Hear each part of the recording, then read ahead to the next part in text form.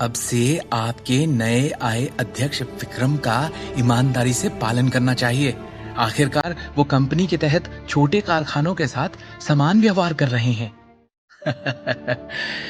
सही कह रही हो तुम। अखिल असहाय होकर हंसा। वैसे भी हमारे परिवार के दिन धीरे धीरे बेहतर होने वाले हैं।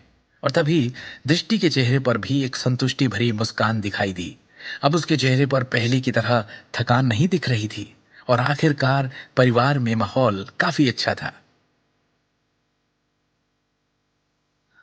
दृष्टि, मैंने समाचार देखा जिसमें कहा गया था कि कैसे नए आए अध्यक्ष विक्रम टोकस नए और यंग लोगों को मौका देना चाहते हैं, आगे बढ़ाना चाहते हैं और बड़े पैमाने पर ज्वेलरी डिजाइनर्स हायर करने वाले हैं। और तुम तो उसमें एक्सपर्ट हो, तो तुम क्यों नहीं इस बारे में सोचती? जो गहने तुमने डिजाइन किए हैं उन्हें लेकर जाना चाहिए। शिवम ने लापरवाही से एक अखबार को पकड़े हुए कहा। तुम तो दिन भर छोले कुलचे बेचते फिरते हो, तो तुम्हें गहनों के बारे में या इस बिजनेस के बारे में कैसे पता? सिमी ने शकी अंदाज में पूछा। दृष्टि को इस मामले में तुमसे मार्गदर्शन की कोई आवश्यकता नहीं। शिवम ने बस एक अजीब सी मुस्कान दिखाई और जवाब में ज्यादा कुछ नहीं कहा। वो जानता था कि उसकी पत्नी दृष्टि ने अपने कॉलेज के दिनों के दौरान गहनों और जेड डिजाइन में महारत हासिल की थी। अपनी पारिवारिक पृष्ठभूमि के अलावा वो उस स्पेशल करियर को लेकर भी बहुत ही भावुक थी। आखिरकार उसने दृष्टि को अपने कमरे में गहनों के डिजाइन तैयार करने से पहले अनगिनत बार स्क्रैप पेपर की गेंदों के टुकड़े टुकड़े करते देखा था। शिवम को हमेशा से यही लगा कि दृष्टि ने हमेशा एक प्रसिद्ध ज्वेलरी डिजाइनर बनने का सपना देखा था, जो आगे चलकर इंटरनेशनल गहने बनाए। हालांकि दृष्टि उसकी फैमिली के नारंग के आभूषण समूह में केवल एक साधारण कर्मचारी थी। अमिताभ नारंग, जो निदेशक मंडल के प्रभारी थे, उनके द्वारा दबाए जाने के बाद उसके डिजाइन ड्राफ्ट को हमेशा की तरह कभी भी प्रबंधन द्वारा एक्सेप्ट नहीं किया गया था। इसलिए शिवम ने विक्रम को उपहार के रूप में जीवन भर का अवसर देकर दृष्टि की उस इच्छा को पूरा करने का निर्देश दिया था। दृष्टि ने बुदबुदाया। जैसे ही शिवम के सुझाव ने उसका ध्यान खींचा, शिवम के हाथ से अखबार लेते हुए उसने भर्ती में दिलचस्पी दिखाने से पहले कुछ समय के लिए इसे गंभीरता से पढ़ना शुरू किया।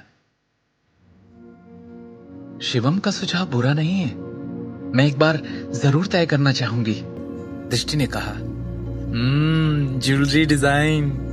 लंबे समय तक इस क्षेत्र में अध्ययन करने के बाद हमारी बेटी पहले से ही एक विश्व स्तरीय ज्वेलरी डिजाइनर बन जाती अगर उसे कंपनी में इतने सालों से बहिष्कृत नहीं किया गया होता। सिमी ने गर्व से कहा, बेटा तुझे जो करना है कर, मेरा आशीर्वाद तेरे साथ है। आज तक भाई साहब और अजीत के नीचे दबकर खड़े रहना पड़ता था। उनका समर्थन करने के अलावा और कोई चारा नहीं था। व्यवहारिक तौर पर कुछ और कर नहीं सकते थे। अब उन दोनों के पिक्चर से बाहर जाते ही और कंपनी के विभागों में सत्ता में फेरबदल, इस मौके का फायदा उठाने में कोई हर्ज नहीं। मैं समझती हूं, दृष्टि ने कहा, क्योंकि वो पहले से ही खुद को इस मौके को आजमाने के लिए मना चुकी थी। शिवम ने खाने का निवाला मुंह में रखते हुए कहा, दृष्टि, क्या तुम्हारे पास पहले से कोई अच्छा आइडिया है? अगर नहीं तो मेरे मन में सच में एक ज्वेलरी डिजाइन का आइडिया है। तुम ये भी जानते हो कि गहने और जेड कैसे डिजाइन किए जाते हैं? दृष्टि ने आश्चर्य से पूछा। शिवम ने मुस्कुराते हुए जवाब दिया, ये मेरे बचपन के दिनों में मेरा शौक हुआ करता था। वैसे मुझे इस बात का हमेशा से अफसोस हुआ है कि मुझे इसके बारे में और जानने का मौका नहीं मिला। शिवम ने सच में अतीत के दिनों में अपने गुरु से गहनों और जेड के बारे में बहुत सी बातें सीखी थी।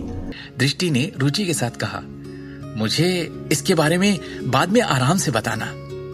खाने के बाद दृष्टि अपने कमरे में लौटी और अपने कबर्ड में से ज्वेलरी डिजाइन के ड्राफ्ट्स के कुछ स्क्रॉल्स निकाले और जाने से पहले शिवम को बोलती हुई गई, शिवम कुछ देर के लिए मेरे कमरे में आओगे प्लीज? अखिल और सिमी ने हैरत में एक दूसरे की तरफ देखा।